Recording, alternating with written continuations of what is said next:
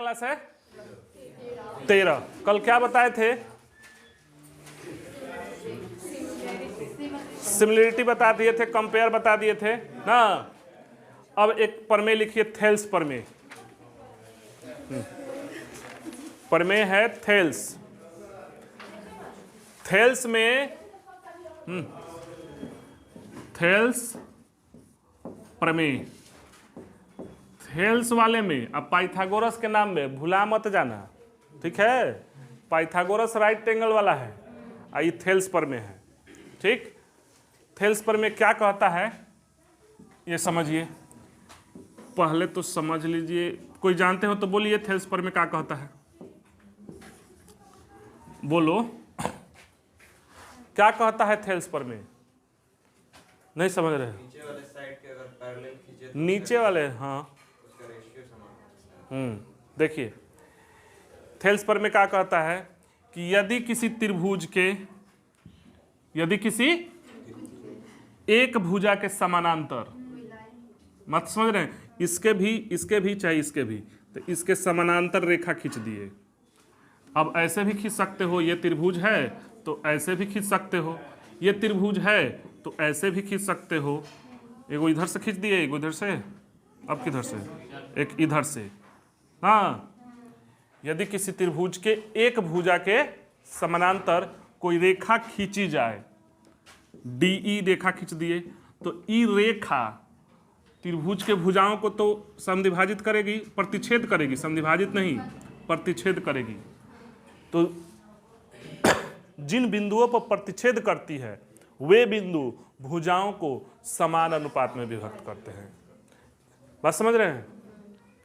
वे बिंदु समान अनुपात में, मतलब इसके साथ कौन, ये, इसके साथ ये, अनुपात समान होगा, बराबर नहीं होगा। ध्यान देना, हम क्या बोल रहे हैं? अनुपात, अनुपात में और बराबर में अंतर है, ठीक? तो यही है थेल्स प्रमेय। क्या हो जाएगा? AD बट्टा BD इजिकल टू AE बट्टा EC।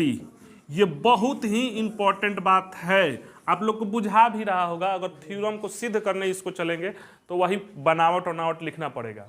अरे एक भुजा के समानांतर खींचे हो, हाई समानांतर होना चाहिए, कंडीशन ध्यान देना, क्या होना चाहिए? समानांतर। अब थोड़ा सा ध्यान दो, आगे के थ्योरम में जो आएगा ना, आप देखे होंगे कि 8-10 में पढ़े होंगे ना, तो लिखा होगा प्रमेय, एगो लिखा होगा उप प्रमेय ना, उसी का वो उल्टा होता है। तो ये सारी बातें आप लोग को हम लिखाएंगे नहीं, एगो लिखाएंगे, एगो बताएंगे, एगो आपको खुद बोल देना है। इस बताओ कि इस परिभाषा में सबसे इंपॉर्टेंट बात कौन है? जैसे नाक समझ रहे हो ना, जैसे आपके शरीर में सबसे इंपॉर्टेंट कौन है? दिल, वाह, और हाथ ना, हाथ है, देखिए, हाँ, हृदय, और आत्मा, सब इंपॉर्टेंट है, सबका है, चल सकता है, मगर जो हैमलेट लगाया जाता है ना वही है। आप देखिएगा, ये इस पर कहा जाता है, मोटरसाइकिल चला रहे हो, इसके अगर एक्सीडेंट होता है, हई बचा हुआ है ना, तो आपको जीने की संभावना है, जी सकते हो। हाथ गोड़ टूट गया, फट गया, वो सब जी सकते हो, अगर मेजर एक्सीडेंट नहीं हुआ है तो। बात समझ रहे हो? मगर माइनर भी हुआ, अगर इधर उधर चोट लग गया ना तो गए। हाँ, बात समझ रहे हो? तो उसी तरह इसमें पकड़ना, तो आपको क्या करना है कि पलट देना है। क्या करना है? पलट देना है, वो पलटने आना चाहिए। हम लिख दे रहे हैं इसको, और तब हम पूछ रहे हैं कि इसका उप प्रमेय आप खुद निकाल लोगे। तो क्या लिख बोले थे जी? यदि किसी त्रिभुज के, लिखते हैं इसको, यदि किसी, समझा रहे हैं, आगे के फॉर्मूला में, आगे के थ्योरम में आपको खुद बोलना पड़ेगा, ये नहीं कि सब लिखवाते जाएंगे तो पोथी हो जाएगा। यदि किसी त्रिभुज के एक भुजा के समानांतर कोई रेखा खींची जाए तो वह रेखा भुजाओं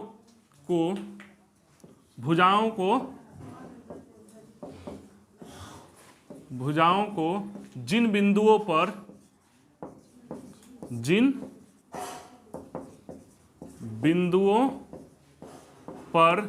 प्रतिच्छेद करती है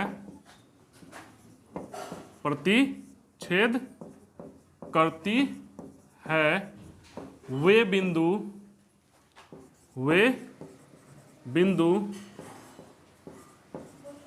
भुजाओं को समान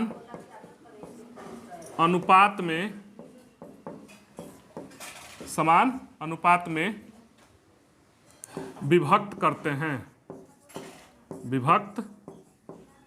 करते हैं। यही है थेल्स साहब का परिमेय। समझ रहे हो? ये क्या है? थेल्स साहब का प्रमेय है।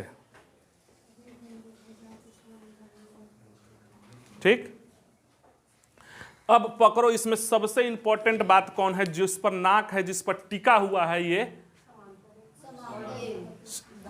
वो वर्ड पकड़ो जिस पर ये थ्योरम टिका हुआ है।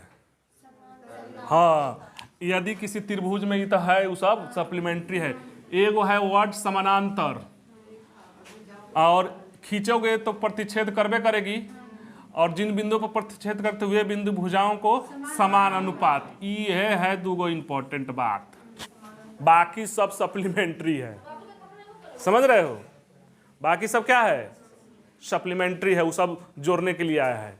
दूगो वर्ड है कि समानांतर हो और समान अनुपात में विभक्त करती है। ठीक, अब इसका उप प्रमेय देखो, इसी तरह से बोल दोगे। उप प्रमेय मतलब वाइस वर्सा है, उल्टा होता है। तो जिस तरह इधर बोल रहे हैं ना, उस तरह यह भी हो जाएगा। यदि किसी त्रिभुज के एक भुजा के समानांतर कोई रेखा खींची जाए तो वह रेखा भुजाओं को जिन बिंदुओं पर प्रतिच्छेद करती है वे बिंदु भुजाओं को समान अनुपात में विभक्त करते हैं।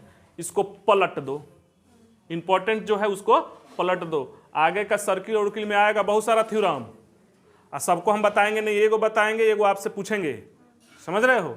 तो पलटोगे तो क्या कहोगे? देखो, यदि कोई रेखा, ऐसे देखो, यदि कोई रेखा त्रिभुज के भुजाओं को समान अनुपात में विभक्त करती है तो वह रेखा त्रिभुज के सामने की भुजा से समानांतर होती है। बस हो तो गया।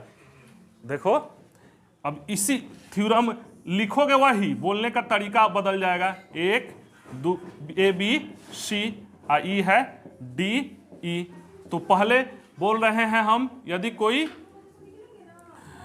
किसी त्रिभुज की एक भुजा के समानांतर, पहले रेखा बोल रहे हैं, समानांतर रेखा खींची जाए तो जिन भुजाओं को, जिन बिंदुओं पर प्रतिच्छेद करते हुए बिंदु भुजाओं को समान अनुपात में विभक्त करते हैं। तो अब बोल रहे हैं कि यदि कोई रेखा त्रिभुज के भुजाओं को समान अनुपात में विभक्त करती है तो वह रेखा तीसरी भुजा, यानी कि जो जिसको प्रतिच्छेद कर रही है उसको छोड़कर तीसरी भुजा के क्या होती है? समानांतर होती है। बस यही ऊपर में हो गया। क्लियर है? यही है थेल्स प्रमेय। इसी तरह से आगे सब करना है। हो गया? कोई दिक्कत किसी को? लिख लीजिए। हाँ, इस सब आएगा बहुत, इस तरह से बहुत सारा थ्योरम आएगा। अब इसका एक नोट है, नोट बहुत ही इंपॉर्टेंट है, जबरदस्त बात है वो, उसको ध्यान रखना। उस पर ना जाने कितना क्वेश्चन पूछा हुआ है। ठीक, बढ़े आगे।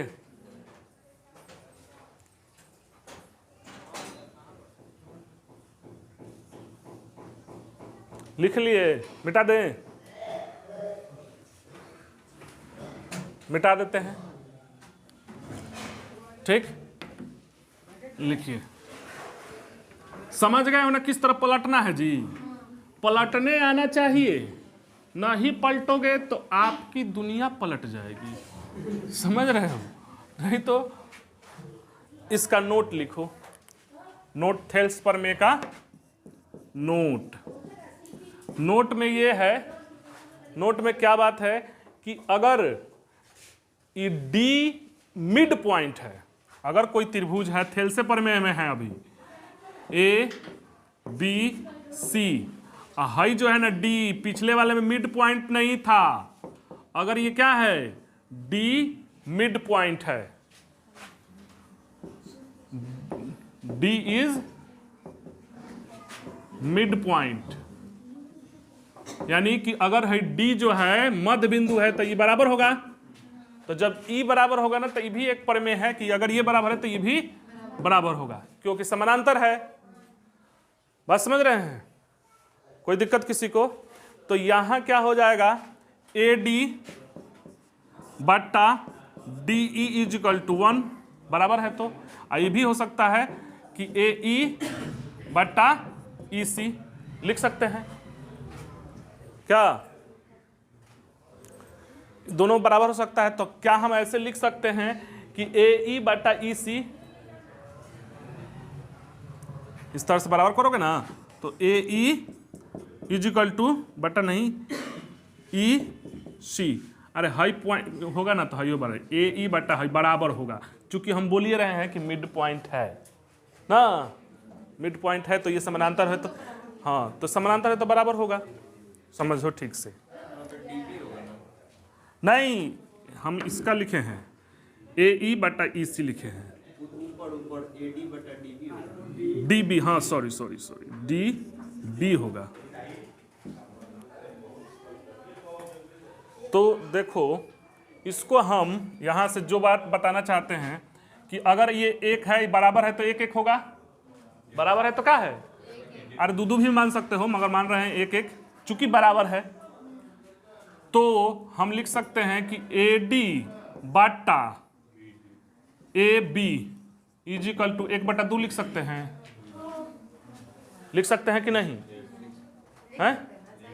लिख सकते हैं। अब यहां से ये त्रिभुज भी क्या होगा ना कि समरूप होगा। ये क्या होगा? समरूप होगा। किस आधार पे समरूप होगा जी? अरे देखो एंगल एंगल एंगल से समरूप है।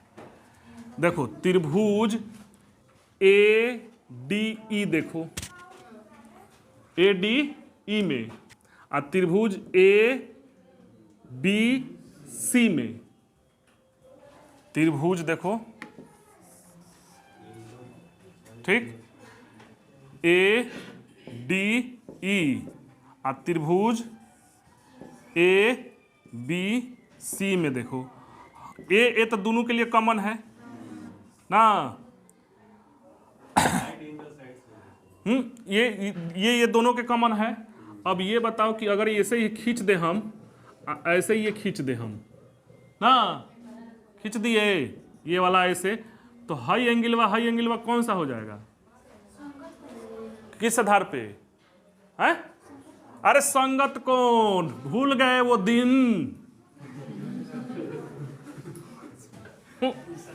इस संगत कोण से बराबर नहीं हो जाएगा, और उसी तरह ये भी बराबर हो जाएगा। तो ये संगत कोण से बराबर हो गया और ये दोनों के लिए कॉमन हो गया, तो किस क्राइटेरिया से समरूप हो गया? हाँ, ये क्वालिटी होनी चाहिए। कल जो पढ़ाए थे कि आपको पकड़ने आना चाहिए। तो एंगल एंगल से क्या हो गया? ये समरूप हो गया। अरे न बुझाया का? समझ गए? एंगल एंगल से, क्योंकि ये दोनों कॉमन हो गया। और यहां से ये हो जाएगा ट्रांसवर्स लाइन वाला। ट्रांसवर्स लाइन वाला में ये क्या है? कॉरस्पॉन्डिंग एंगल है। तो कॉरस्पॉन्डिंग एंगल का प्रॉपर्टी क्या बताए थे? अरे बोलो ना जी। देखो कॉरस्पॉन्डिंग एंगल का प्रॉपर्टी बताया था कि बराबर होता है। ठीक, तो ये बराबर हो जाएगा, तो ये भी बराबर हो जाएगा कॉरस्पॉन्डिंग से। तो ये त्रिभुज क्या हो जाएगा? समरूप। और जब त्रिभुज समरूप होता है तो क्या होता है? समरूप क्या होता है? अभी कल है ना बताया कि त्रिभुज समरूप होता है तो उनका क्षेत्रफल का अनुपात उनकी भुजाओं के अनुपात के वर्ग के अनुपात के बराबर होता है। वाह, तो हम ऐसे लिख सकते हैं क्या, DE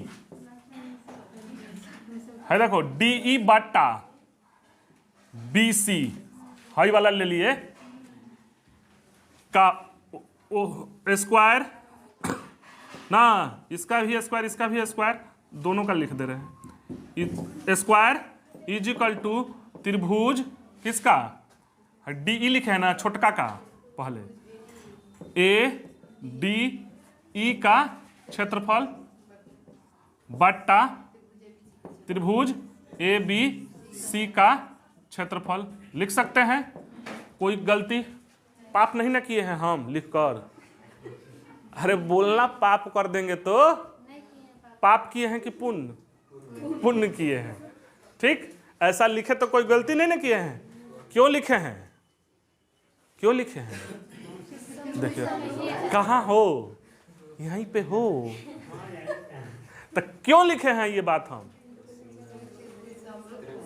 अरे बोलो, समरूप है इसलिए। समरूप का प्रॉपर्टी नहीं बताए थे कि अगर समरूप हो जाए तो ये तो उधर चढ़ जाएगा जी, हाई वर्ग है तो क्या हो जाएगा उधर, हाँ, इसको त्रिभुज 1 मान ले रहे हैं, इसको त्रिभुज 2, तो ये हो जाएगा त्रिभुज ABC का क्षेत्रफल E1 है ना, तो त्रिभुज ADE का दिख रहा है ना वीडियो में, का क्षेत्रफल त्रिभुज ABC का क्षेत्रफल इज इक्वल टू 1/4 लिख सकते हैं। क्षेत्रफल 1/4 नहीं लिख सकते हैं, अरे 1/2 है ही, 1/2 अभी तो निकाले थे ऊपर, तो ये भी होगा, तो 1/2 समझ रहे हो कि इसको एक्सपेंड करें, यानी आप सीधा सीधी बात समझो कि अगर त्रिभुज है, ये मिड पॉइंट है, तो ये छोटका का त्रिभुज का क्षेत्रफल, छोटा वाले का त्रिभुज का क्षेत्रफल 1 होता है यूनिट, और बड़का का 4 होता है, बड़का का 4 सब का। तो एक यहां से क्वेश्चन पूछेगा कि अगर त्रिभुज ABC है और ये मिड पॉइंट है, तो चतुर्भुज DEBC का क्षेत्रफल कितना हो जाएगा, 3 यूनिट, हाई टोटल है 4, हाई है 1, तो हाई कितना हो जाएगा 3, हाई वाला हो जाएगा 3। यही पूछता है, इसी पर क्वेश्चन डायरेक्ट पूछता है, बात समझ रहे हो, ये बात ध्यान रखना। मगर कंडीशन कब है भाई, मिड पॉइंट होगा तब, समरूप मिड पॉइंट होगा तब, ये ना कि हई से है हई कर दीजिए, यहाँ लगा दीजिए, कहिए कहीं 3 है 2 है, 3 नहीं, हई 3 है, हई सब है 4 है 1 है, ऐसे नहीं, जब ये मिड पॉइंट होगा तब, हाँ बोलेगा वो कि मिड पॉइंट है तब। इस पर बहुत सारा क्वेश्चन पूछा हुआ है। ओवरऑल एक बार थोड़ा सा बता दें कि हम बताए क्या हैं, ठीक, मिटा दें इसको।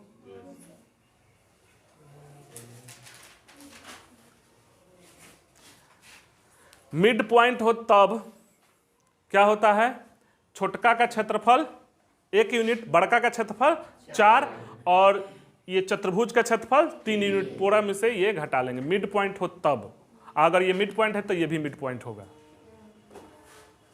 बस इतना ही बात तो बताएं, छोटा सा बात, यही सिर्फ इस पर आपको बहुत सारा क्वेश्चन बन जाएगा, सिर्फ इतना ही से।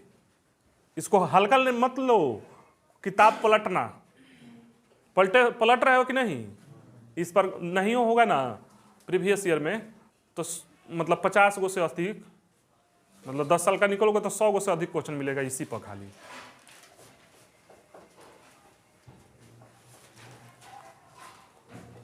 मिटा दे, देखिए बताए क्या है। नोट में है सब मीना लिख कर।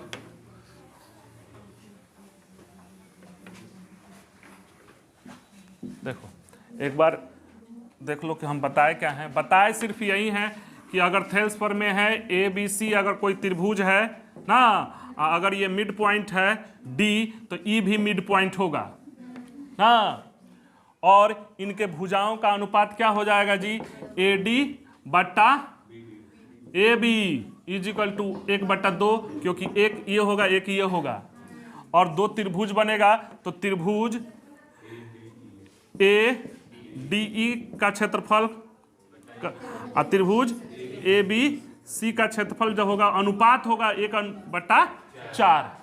तो इस हिसाब से ये छोटा वाला का होगा 1, बड़ा वाला का 4। तो चतुर्भुज डी ई बी सी का क्षेत्रफल हो जाएगा 3 यूनिट। ये यूनिट है, अनुपात है, ये मत समझना था कि 4 होता है। अब देखो क्वेश्चन कैसे पूछ सकता है आपसे, कहेगा कि ये सब कहेगा और छोटका का दे देगा कि क्षेत्रफल, सब कहेगा कि त्रिभुज ए बी सी है जिसमें डी ई बी सी के समानांतर है और मिड पॉइंट है। अगर त्रिभुज ए डी ई का क्षेत्रफल 8 यूनिट है तो चतुर्भुज डी ई बी सी का क्षेत्रफल बताइए कितना हो जाएगा, 24। बस यही तो क्वेश्चन बनेगा। ना तो इसका देकर पूरा का क्षेत्रफल ना, पूरा का इसका देकर पूरा का क्षेत्रफल, इसका देकर इसका क्षेत्रफल, यही 3-4 क्वेश्चन बनता है। बस यही बात तो बताए हैं, इसको प्रूफ भी कर दिए हैं, पीछे देखिएगा। अब आगे चलेगा।